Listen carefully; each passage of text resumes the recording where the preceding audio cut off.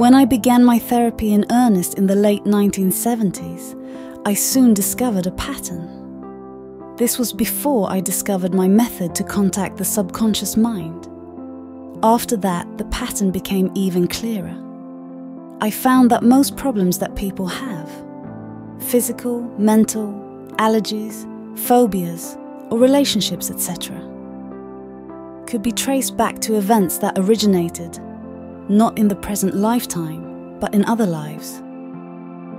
Many of my clients had spent years going from doctor to doctor in the medical and psychiatric field, and they had little success in finding the answers to their persistent problems. This was because the doctors were only focusing on the obvious physical symptoms and events that had occurred in the present lifetime. Sometimes the problem can be traced to events that occurred in childhood. But in the majority of the cases I have worked on, the answer lies buried further in the past. I believe past lives exist on another vibration or frequency. When we regress to those lives, we change frequencies to see and experience them, just like changing the channels on a radio or TV set. Sometimes these other frequencies are too close or overlap and cause static or disease.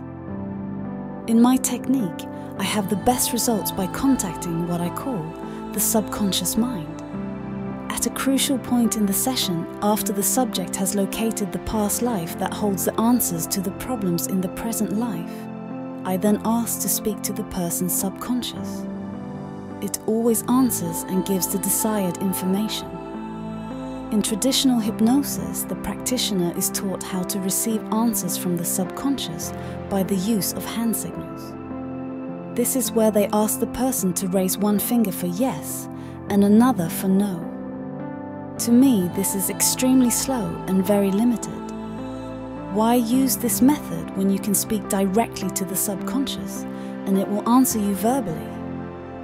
With my method, you can converse and have a two-way conversation with it, and you can find the answer to absolutely anything you want to ask. My definition of the subconscious is the part of the mind that takes care of the body. It regulates all the systems of the body. You don't have to tell your heart to beat or yourself to breathe.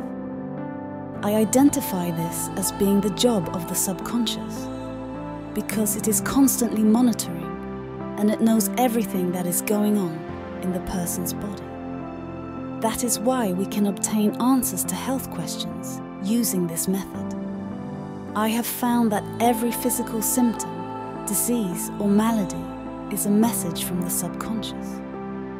It is trying desperately to get our attention in one way or another. It is trying to tell us something and will persist until we finally understand. If we don't pay attention, the disease or problem will continue to worsen until we have no alternative, or until it is too late to reverse the situation.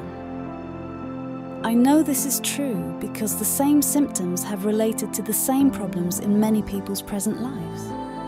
I only wish the subconscious could find a less painful way to deliver the message. I often say, wouldn't it be easier to just hand them a note? The subconscious thinks it is relaying the message in a direct forward way that the person should understand, but this is often not the case. We are too focused on our everyday lives to wonder why we have persistent backaches or headaches, etc. When we have the session and discover the reason for the discomfort, and often the reasons can be so extraordinary that I do not think anyone could make the connection consciously, then the message has been delivered and the discomfort ceases. There is no longer any reason for it to remain since the message has been delivered and understood. The person can then return to health if they make the required changes in their life. It always goes back to the responsibility of the person. The subconscious can only do so much, and the free will of the person is always respected. The subconscious records every tiny detail.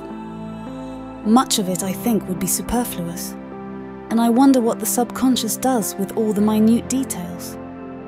For instance, at any given moment you are being bombarded by thousands of bits of information: sight, sound, smells, sensory, and much more. If you were to be consciously aware of all of this, you would be overwhelmed and unable to function. You must focus on only that information that is necessary for you to live your life. Yet the subconscious is always aware and constantly recording and storing this information. For what? This could also explain where sudden psychic revelations and intuitions come from. It is part of that information that we are receiving on another level that we don't necessarily need. But since it is there, it occasionally leaks through into our conscious world. When this occurs, it is considered a miraculous phenomenon, although this vast store of information is always there and ready to be tapped into with the proper training. The subconscious not only records everything that has ever happened to the person in this lifetime, but everything that has ever happened to them in all their past lives and existences in the spirit state. Much of this has no application to the present life. It can be tapped into for curiosity's sake, and it would be interesting to the person. But what purpose would it serve in answering the problems of the present lifetime? This is one of the mistakes that many hypnotists make. They see no value in taking the person to a past life, unless it is just for curiosity, fantasy, or enjoyment. Although many of these past lives are far from joyful. This is the reason I developed my technique. I take the person to the lifetime that is most relevant or appropriate to the problems in their present lifetime. I never lead. I allow the subconscious to take the person to the life it considers to be the most important to view at the time of the session.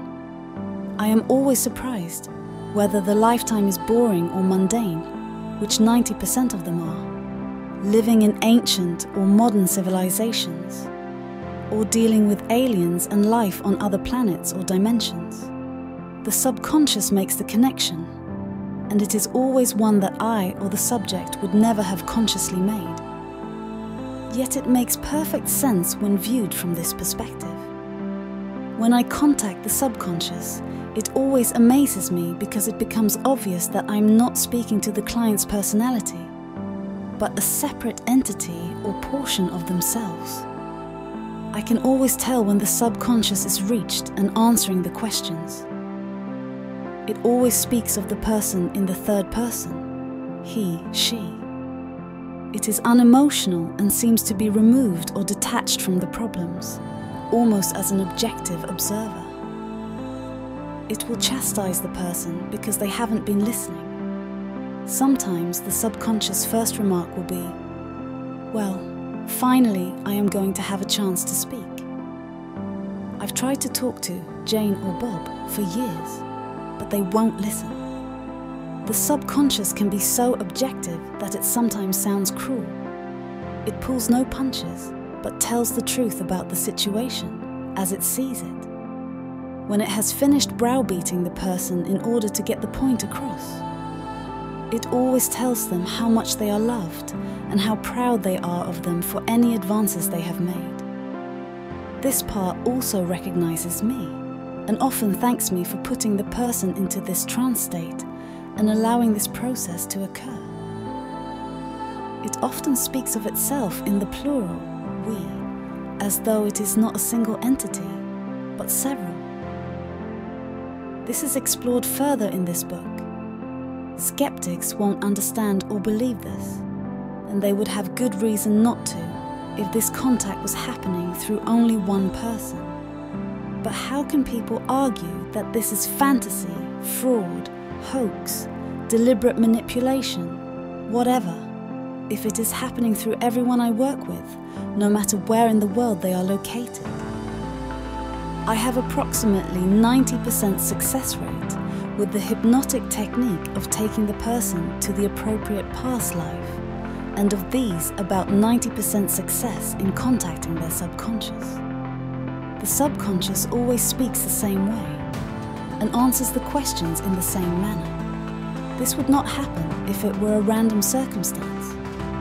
The people I have had the most difficulty putting into trance are usually high-powered businessmen, those who are judgmental and analytical. Instead of relaxing and going with the suggestions, they want to try to maintain control over the session. There are others who say they are ready to find the answers, but secretly they are afraid of what will come out. So their conscious mind sabotages the session. But as I said, these are only about 10% or less of the clients that I see. The rest, 90%, always find a past life. So I believe this is very persuasive evidence in favor of reincarnation.